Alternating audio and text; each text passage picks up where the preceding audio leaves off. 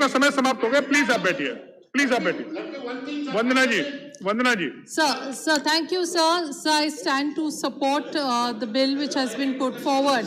And like my other colleagues, I would like to flag some of the concerns that I have regarding the judicial system. Sir, we all know. Please, let me talk. Please Subhash ji, please आप बैठिए. Please. केवल वंदना जी जो बोल रही है वो record में जाएगा. Sir, let my time start from now. Sir, like my other colleagues, I would also like to flag some of the concerns and some of the issues which plagues our system. So, and the topmost on this list is pendency, as a lot of my colleagues have already said. So today, 4.5 crore cases are pending in the courts, and the COVID-19 situation made it worse than what it was earlier. Just to understand the seriousness of where actually the attention of the government should be given and where is the bleeding for help actually happening, I would like to give a breakup of the pendency. So according to the data from the National Judicial Data Grid and the Supreme Court, 3.9 crores cases are in the district and subordinate courts which are pending, 58.5 lakh cases in various high courts and 69,000 in the Supreme Court. So it's the same everywhere. But the worst thing is that the district court and the subordinate courts, unfortunately, do not get the kind of attention that they need to get. And therefore, I want to draw the attention of the Honorable Minister to this issue.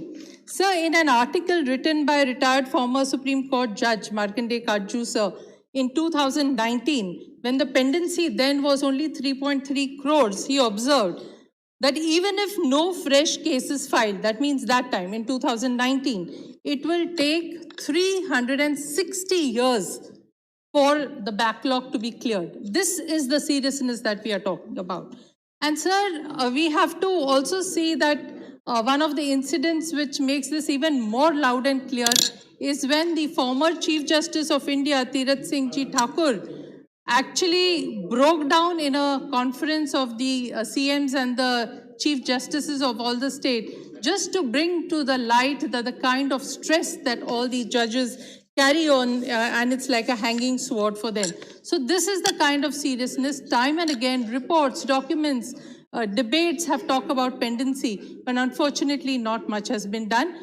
I know that it may be a repetition of some of my colleagues already said here, but I would like to reiterate some of the points.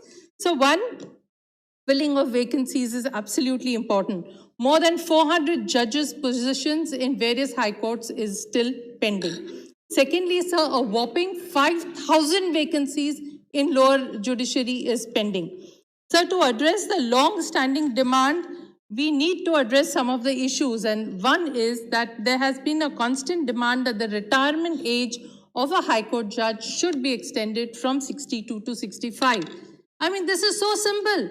Why aren't we doing this? If there is a pendency, there is a backlog of appointments, why aren't we making this simple step to take it forward? Second, sir, we have to, as a lot of my colleagues have already said, that we must ban positions after retirement, because this is something, I mean, if we realize that they can be given a tribunal and they can be appointed there, that means they are healthy, their intellect is in place, and therefore why not extend this age? So it is easier to extend rather than appointing them in other tribunals. So another thing that we have to see, that there has been a constant demand that there must be an all India judicial commission. Just like the IAS, IFS officers are appointed, judicial officers, especially in the lower courts, must go through this kind of commission. And this is where our vacancies can be filled up very well.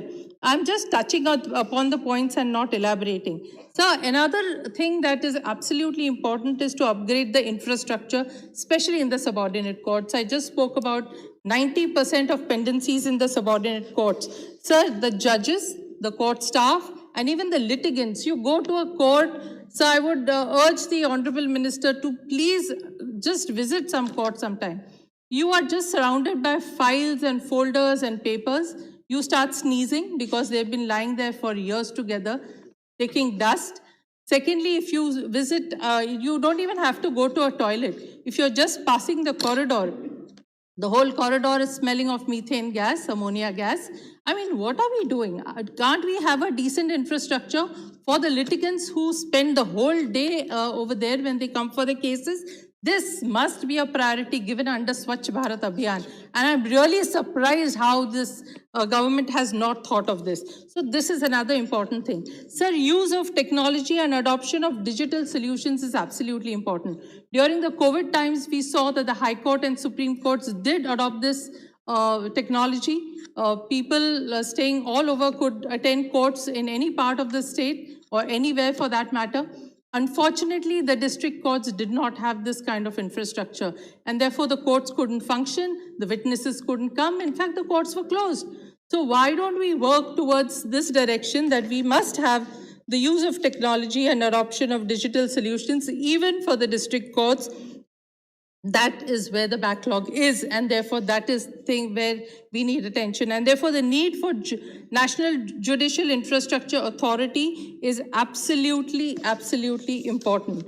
Coming to my next point, sir, we have made laws on alternative dispute resolution mechanisms. We have made amendments. Even in 2015, we brought about few amendments. Unfortunately, this is a robust system, no doubt. But unfortunately, the arbitration, mediation, and conciliation mechanisms which should be adopted are not being adopted. And it is an unfortunate situation that even most of the lawyers probably don't know about this. So it's very important that there has to be a supportive system. There has to be an enabling environment where the government proactively reaches to the lawyers and makes them understand that these are the provisions which are available to make sure that the litigation can reduce. And especially in civil cases and minor criminal disputes, this could be the best solution. Next, sir, the capacity building of judges. Yes, judges have been former lawyers. They have been passing very good judgments. There are wonderful precedents. But in some of the tribunals, sir, like the NGT or many others, unfortunately, they don't have the expertise of the subject. So it's very important that a law academy should address all these subjects so that they empower the judge to understand the issue and really see it in the light, especially the NGT, sir. We talk about climate change issues, we talk about how we need to mitigate and adapt that, but if the judge doesn't understand what is being pleaded, it is absolutely something that we are losing on. And therefore, that is something which we need to do. There has already been a demand on division of the Supreme Court into a constitutional and other legal branches, alternatively creating regional courts of appeal. So I will not elaborate on that, but I will also reiterate that demand. This has been a demand for a very, very long time and needs to see the light of the day. The next point, sir, is to rethink. We did pass the National Judicial Appointment Commission Act. Unfortunately, it was struck down by the Supreme Court. We have to have consultations with the judiciary to find out via media to see how the judicial appointments to high courts and Supreme Courts could be done, because we will have to do away with the collegium system, which is definitely a defect in our system. My last point, sir, in the words of Chief Justice of India, N.V. Ramanna, the present Chief Justice, he said that an urgent correction of the gender imbalance in the Indian judiciary has to be made. And he has advocated that 50% positions on the judiciary must go to women. It is an irony, sir, that behind every judge there is the Lady of Justice standing. Egyptian god called Themis, I don't know whether I'm pronouncing it right, or the Greek goddess Maat. Unfortunately, she stands there behind the seat but doesn't sit in the seat. That is an unfortunate thing. So I think this government, with such a thumping majority in both the houses, must make sure that 50% women are included in the judicial process. Sir, my last point, which I want to reiterate, that coming back is to the pendency. Pendency is amounting to delayed justice, and justice delayed, as we all know, is justice denied. I want to draw the Honorable Minister's attention. So we make laws here, and all these laws are based on established universal principles. They are based on human rights. Look at the two examples that we see in recent times. One, very, very senior Supreme Court judge, Mr. X, was accused of sexual harassment at workplace. We passed the POSH law, The law says that you have to appoint an internal complaints committee, an ICC, and the ICC will scrutinize the evidence and then pass the judgment. Why was he made an exception? And if you want to make an exception, do make it in the law itself. You cannot have arbitrary things. Secondly, sir, Just a my minute. last point, sir. Please. Secondly, sir, even Point. in the, what is the Vandanaji. point of order? This is, I'm not yielding. Vandanaji, I'm not yielding. Sir, I'm not Please. yielding because this is a fact. Not This is a if. fact If that there I'm is a talking point of about. order, it is up to the chair. This Whether is he a allows fact me that or I'm he doesn't saying. allow me. This is What a is your point of fact. order? Sir, Under which? it is there in the rule. Sir, You know this is very a well fact. when a What member- point of order can when be a there? member of This the is a House fact. is Sir, concerned, and my last or point. a member My of the last other point. house, you cannot make comment on Yes. him. So what That name is the have I rule. taken? That is This the is a rule. fact. That is the rule of this Under house. which rule? Under which This is the rule? rule of this Under house. which rule you That are? is the tradition of this house. Everyone which knows rule you are? about it. If you do not Then know, please, Sanjay if Singh, you do please. not know, And please my read last it. point. Then please, I'm asking him. Sir, my Please last sit down. point.